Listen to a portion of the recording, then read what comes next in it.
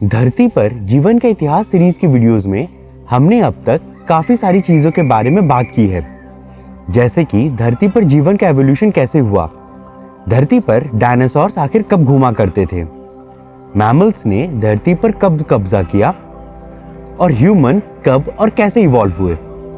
इसके अलावा भी हमने काफी सारी चीजों पर बात करी है। हम हमेशा इस सीरीज की वीडियोस को किसी डिस्कवरी या किसी फॉसिल एविडेंस के साथ स्टार्ट करते हैं, लेकिन आज नहीं। आज हम बात करने की एबिलिटी के ऊपर बात करेंगे। यह बात करने की एबिलिटी है जिसकी वजह से आज मैं ये YouTube वीडियो बना पा रहा हूँ, ह्यूमंस की बात करने की एबिलिटी को समझाने के लिए। इवन दो कई सारे एनिमल्स कॉम्प्लेक्स साउंड्स के थ्रू कम्युनिकेट करते हैं, फिर भी हम ह्यूमंस की वोकल एबिलिटी हमें यूनिक बनाती है। और इवन दो बात फॉसिलाइज नहीं होते, फिर भी हमारे एंसेस्टर्स के फॉसिल्स हमें यह समझने में हेल्प कर रहे हैं कि ह्यूमंस ने कब और कैसे बात करना शुरू किया।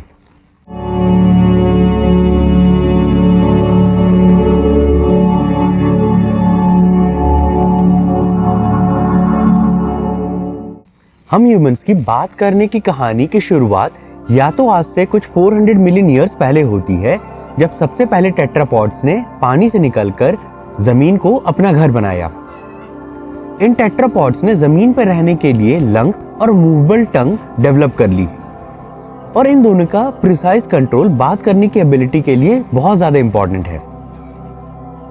या ये कहानी शुरू होती है आज से कुछ 8 से 6 मिलियन ईयर्स पहले, जब हमारी लिनिएज हमारे क्लोजेस्ट लिविंग रिलेटिव्स यानी कि चिंपैंजीज और बोनोबो से अलग हो गई।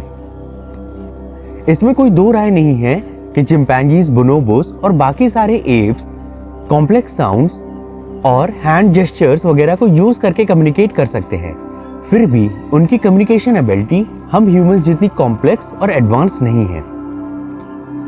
इसी तरह हमारे सबसे पहले होमिनिन रिलेटिव्स भी स्पीच के काबिल नहीं थे। सबसे पुराने फॉसिल्स जिनमें हमें वोकल ट्रैक्ट के डेवलपमेंट के सबूत मिले हैं, वो आज से कुछ 3.3 मिलियन ईयर्स पुराने हैं। यह फॉसिल एक ऑस्ट्रेलोपिथेकस का है और यह फॉसिल लगभग 3.3 मिलियन ईयर्स पुराना है। इस फॉसिल में हमें हायोइड बोन मिली है, जो कि हम ह्यूमंस को कॉम्प्लेक्स साउंड्स निकालने में हेल्प करती है। यह बोन थ्रोट में जॉ के नीचे पाई जाती है और किसी और बोन से कनेक्टेड नहीं होती। हम ह्यूमंस में ये बोन टंग के बेस से कनेक्टेड होती है। चिम्प्स और बाकी एप्स में भी यह बोन टंग से जुड़ी होती है, लेकिन इन एनिमल्स में यह बोन लैरिंजियल एयर सैक को भी सपोर्ट करती है। रिसर्चर्स का मानना है कि लैरिंजियल एयर सैक लाउड आवाज निकालने में हेल्प करता है, और इन एनिमल्स को वाइल्ड में इसकी काफी ज्यादा जरूरत पड़ती है। एप्स के वोकल ट्रैक्ट लोअर फ्रीक्वेंसी को ज्यादा आसानी से प्रोड्यूस करने के लिए बने हैं, और लोअर और हायर फ्रीक्वेंसी में ज्यादा डिस्टिंक्शन नहीं कर सकते। ऑस्ट्रेलोपिथेकस में जो हमें हायोइड बोन मिली है, वो एप्स की हायोइड बोन को रिजेंबल करती है, और इसीलिए रिसर्चर्स का मानना है कि ऑस्ट्रेलोपिथेकस भी चिम्प्स और एप्स की तरह ही साउंड निकाल सकते थे, हम ह्यूमंस की तरह नहीं। और यह एक अकेली हायोइड बोन है पूरे ऑस्ट्रेलोपिथेकस स्पीशीज की। हायोइड काफी फ्रेजाइल होती है और इसीलिए फॉसिल रिकॉर्ड्स में इजीली नहीं मिलती। इनफैक्ट जो हमें सेकंड ओल्डेस्ट हायोइड बोन मिली है, वह कुछ 3 मिलियन ईयर्स बाद की है। इस टाइम पीरियड में ऑस्ट्रेलोपिथेसीन धरती से गायब हो गए थे और हमारी जीनस होमो धरती पर इवॉल्व हो गई थी, और इनमें से कुछ पॉपुलेशंस अफ्रीका से निकलकर एशिया और यूरोप तक पहुंच गई थी। और स्पेन की एक केव जिसका की नाम सीमा डे लॉस वेसोस है, वहां से हमें हायोइड बोन वाली सेकंड सबसे पुरानी फॉसिल मिली है। इन बोन्स की एज लगभग 450,000 ईयर्स है, और ये होमो हाइडेलबर्गेंसिस स्पीशीज को बिलोंग करती हैं। इवन दो इस जगह से मिली दोनों हायोइड बोन्स इनकम्प्लीट हैं, फिर भी जो पोर्शन हमें मिला है वो ह्यूमन जैसा दिखता है, ना कि चिम्प्स जैसा। लेकिन इसका मतलब ये नहीं हुआ कि ये स्पीशीज भी हम ह्यूमंस जैसे बात कर सकती थी। सिर्फ एक बिना लैरिंजियल एयर सैक की हायोइड बोन का मिलना ये नहीं प्रूव कर सकता कि ये हम ह्यूमंस जैसे साउंड निकालने के काबिल थे। इनफैक्ट हमारी वोकल ट्रैक्ट में कुछ और ऐसे फीचर्स भी हैं जो कि हमें यूनिक बनाते हैं। लैरिंक्स या वॉइस बॉक्स के ऊपर वोकल ट्रैक्ट के दो पोर्शंस होते हैं। पहला तो है माउथ, जो कि हॉरिजॉन्टल पोर्शन है, और दूसरा है फेरिंग्स जो कि वर्टिकल पोर्शन है। एडल्ट ह्यूमंस में इन दोनों का साइज लगभग इक्वल होता है और इसीलिए हम ह्यूमंस ए, आई और यू वोवल साउंड्स को डिस्टिंक्टिवली निकाल पाते हैं।